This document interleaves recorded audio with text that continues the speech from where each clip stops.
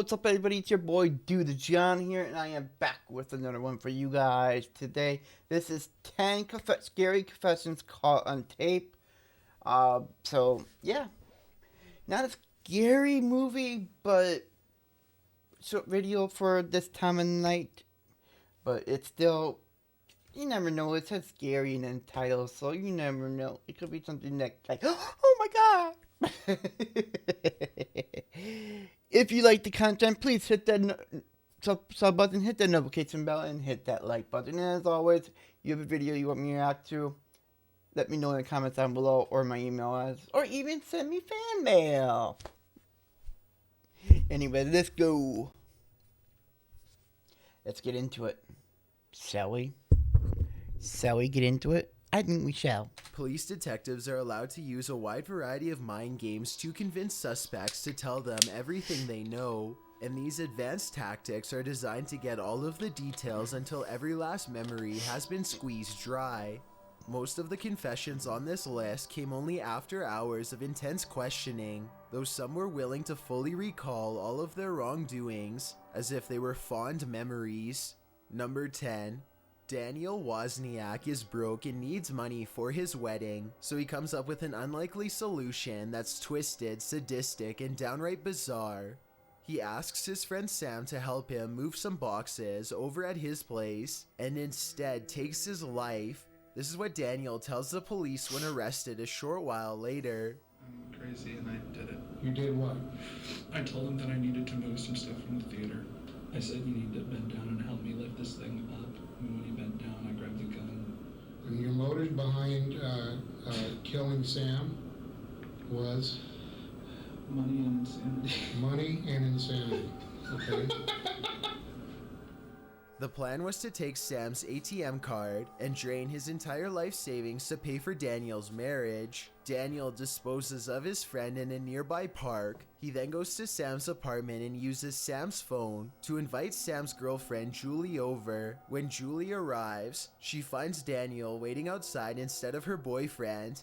Daniel says he has something important to show her and lets them inside with Sam's keys. And Went back out into the hallway and then said, oh, by the way, did you see this in Sam's bed? And I said, lean over, look at it right there. When she was leaned over, I put 2 bullets in the back of her head. Daniel was obviously out of his mind by this point, but here's what he was thinking. He hoped that the police would mistakenly conclude that Sam ended Julie's life and then went on the run. The deception didn't work as planned, and he was quickly taken into custody.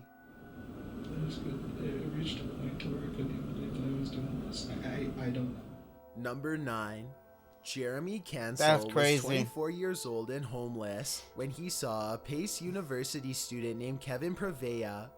Returning home from a bar one morning, Kevin asked Jeremy to sell him something, and then Jeremy agreed to go up to the apartment where together they watched Saw. When the student passed out a little while later, Jeremy started pillaging all of his belongings. Then he suddenly got another idea. I grabbed a plastic bag and I put it in his mouth, and I held his nose with a pillow over his face, with my knee on him, and I finished strangulating him. Jeremy claimed that his main motivation for doing this was purely boredom. He showed absolute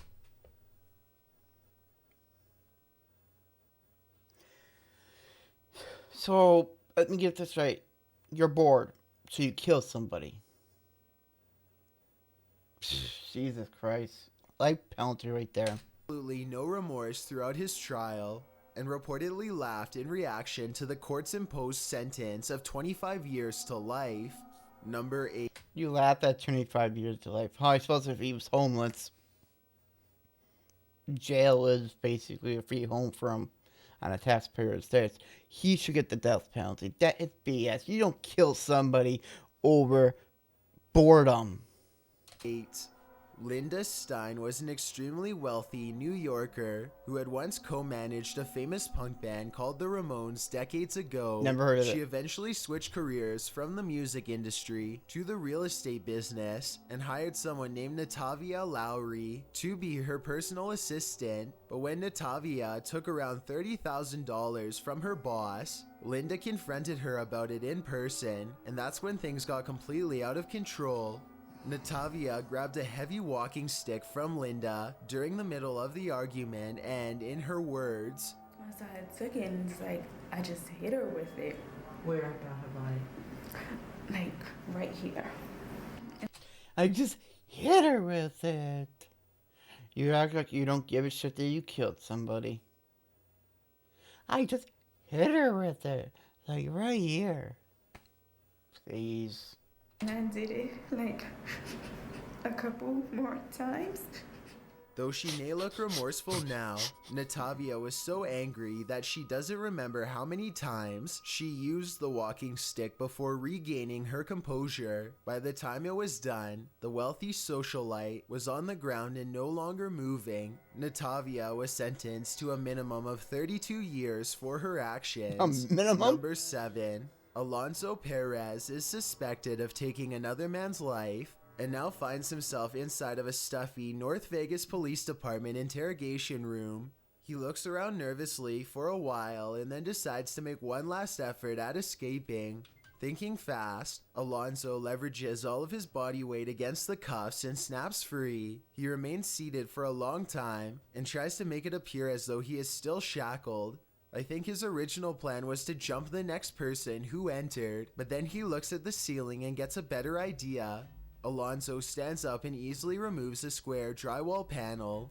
He rips out some insulation and then makes his way through the rafters. Amazingly, he was able to drop out the ceiling into an empty hallway and quietly leaves through the back door. What the hell? Authorities were able to recapture him 4 days later, and they are now seeking capital punishment. Number 6. He broke his handcuffs. This is on tape. Why would anybody watching?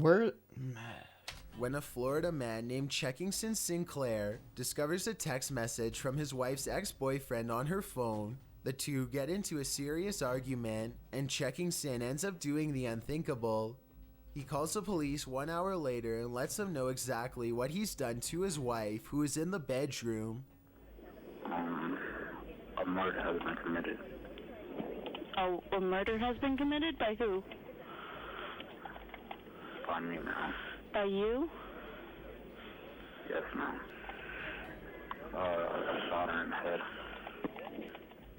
What's most concerning is the even tone in Checkington's voice. There's almost no emotion whatsoever as he makes his confession. According to Checkington's story, his wife became aggressive and he did what needed to be done to stop her. He was found guilty of his actions 1 year later, and his trial sentencing started in February 2017. I couldn't find anything beyond that, so maybe the final sentence is still being debated in court. Number 5. 25-year-old John Paul Selesky was angry at the world when he decided to randomly take the life of an innocent jogger one day in Fort Smith, Arkansas. When police pry for details, John describes the jogger's initial reaction after what happened. And then he drowned, and I shot him again and again. John's exact motivation seemed to vary throughout the police interview. He seems angry at times, but then seems sad and talks about how much wrong there is in the world. During this part of the interview, you talk about what's wrong in the world, but yet you killed somebody. Seems like he thinks ending a person's life is helpful because how is it helpful? Because of how miserable the world is. He was sentenced to life behind bars. Okay. You shot somebody and take somebody's life because the world is miserable. But the question is, was that person miserable? Even if the person was miserable, there's no reason to take the person's life. Without any chance of parole. Good. Number 4. In 2008, an 8-year-old child named Christian Romero was accused of taking the lives of his father and another man in their Arizona apartment. I shot him twice. And after I shot him the one time, he was still moving. So I think I shot him again. In the state of Arizona, anyone 8 years old and up can be legally charged with an offense. So believe it or not, there was an interrogation. police were able to get Christian to confess to pulling the trigger on the two adults, though his testimony remains controversial due to his young age. Some people say that the 8-year-old didn't understand the interrogation and simply felt pressured to say what the police wanted to hear. Christian was sentenced to a ward where he remained until he was 15, at which point he was placed in a foster home and allowed to attend public school. I couldn't find anything else about exactly why he did this, so if anyone knows more details about this mysterious case, then please let me know what caused Christian Romero to commit such a heinous act on that day.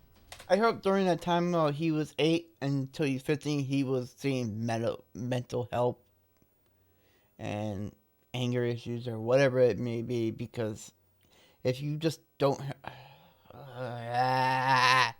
Number 3. Elizabeth Wetlaufer was a hospital nurse who sometimes cared for elderly patients out of their homes. Now she is talking with a police detective after doing what the voices were telling her to do. Voice or whatever it was. The voices.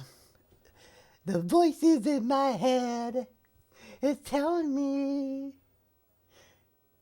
The voices in my head. They're telling me to sub to my channel. Oh, I'm going crazy. The voice in my head, it was a voice in the Maybe I have voices in my head. ear.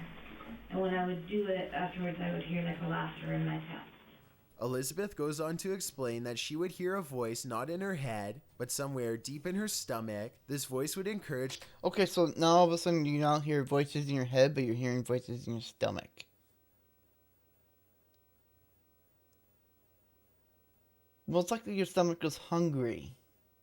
And it was growling. That's not... her to overdose her patients with insulin. When she did as she was told, the voice would howl with laughter and move from her stomach up into her chest for a while before moving back down and requesting for more. She said that she personally didn't like giving her patients too much insulin. She didn't like how they would shake and moan throughout the night until they passed away clutching their sheets. Though sometimes she admits that she would watch with some degree of curiosity, but apparently this was not Elizabeth's choice. God was directing her to do that.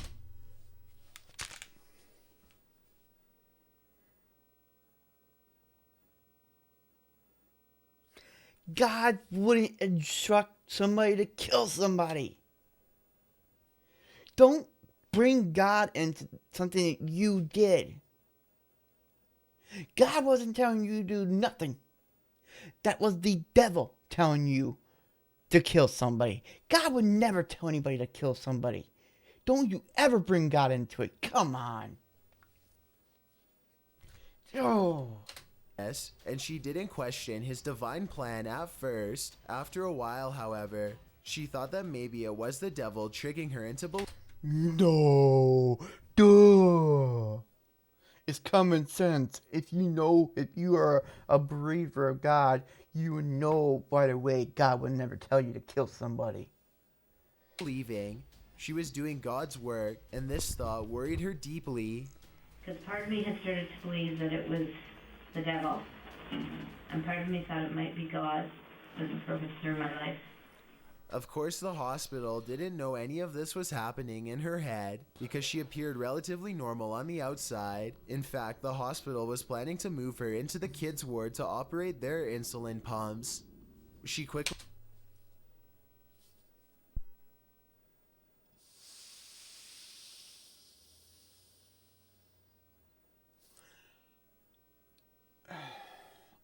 Can you just imagine? Resigned when she heard about this change because she knew she would lose control and probably do something to a small child. Even well, that's in a good her thing that delusional she state, resigned. Elizabeth knew she couldn't follow instructions to do that to a small child from anyone, not even God. She planned to flee the country, but she decided to check herself into the psych ward instead. She spent 3 weeks under evaluation and said enough to her appointed psychiatrist during this time to raise concern. The psych ward alerted the authorities who took her in for questioning. She proceeded to describe in detail how she ended the lives of 8 patients and attempted to do the same to many more. In 2017, she was given life behind bars with parole eligibility within 25 years. Number 2. And how did you murder him? With a gun. I shot him in the head twice. Okay. 3 shots were fired, 1 missed. Jared Murray was a student at He's just sitting there all evilly, like, yeah, I did this.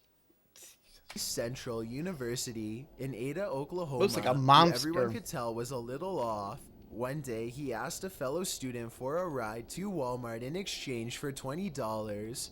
The student gladly agreed and Jared got inside. Somewhere along the way, Jared pulled a small firearm and began playing with it. He told his driver to go to the nearby town of Asher instead of Walmart. And why did all of a sudden did you decide that you needed to go to Asher? Because I was planning to take him out into the country and kill him. During the long ride, Jared talked with his companion about life in general and many other philosophical subjects. He seemed to enjoy toying with the young man's mind all the while. At some point, Jared unchambered his firearm and gave both the firearm and the clip to the driver to make him feel at ease. Sometime later, Jared took out a second firearm from his pocket. He quickly loaded it and pulled the trigger 3 times. He got out of the slow-moving car and let it stop into a tree. Then he checked his prey. I heard him gurgling. I'm not sure if that was a physiological or physical process after death, but I thought that he might have still lived through that somehow because he was gurgling, so I shot him again and then shoved him down in the ditch. Throughout the interview, the sheriff repeatedly hang him. Come on. He seeks a motive as to what caused Jared to do this. He learned that Jared had absolutely no grudge with this person and only chose them after playing video games together 2 weeks prior. The sheriff searched. Just because video games were brought up, everyone's saying, oh my god, video games are too violent and blah blah blah. We need to ban video games because they make killers and shit like that. No, they don't. Searches for some shred of humanity in Jared, but time and time again finds none. He was found not guilty by reason of insanity and what? You have a confession on tape, confessing everything, and he's not guilty? The fuck is wrong with our justice world? And is now institutionalized. Before we get to number 1, my name is Chills and I hope you're enjoying my narration. No. If you're curious about what I look like in real life, then go to my Instagram at DylanIsChillinYT and tap that follow button. Sunday. Number 1. On April 16th, 2007, Sung Hui Cho went on a rampage at Virginia Tech that ended the lives of 32 students. First, he entered West Ambler Johnston Hall at around 7 in the morning and quickly ended the lives of 2 students. As emergency services and police arrived, the deranged student snuck away and changed into clean clothes. He then went to the local post office and mailed a package to NBC News. This is the video he sent shortly before going back on campus and ending the lives of over 24 other innocent students later that day. 100 billion chances in the ways to have avoided today, but you decided to spill my blood. You forced me into a corner and gave me only one option. I did it for them. I did it to make you stop what you did to me, to the future generations of the weak and the defenseless. As you can see, his best attempt to logically explain himself comes out as a strange, semi-religious rant that is impossible for anyone to fully understand. Even with a camera pointed directly at his face, you cannot clearly tell anyone why he did this, though he seems desperate for the audience to understand. Dash cams are mainly used. That one was crazy, folks. I won't lie, that one was kind of crazy. But thank you for watching, everybody. Thank you. I stream Monday to Friday over on Trouble, 9 a.m. to 9 p.m. Hope everyone has have a great night. And yeah. Love you guys. And you are loved.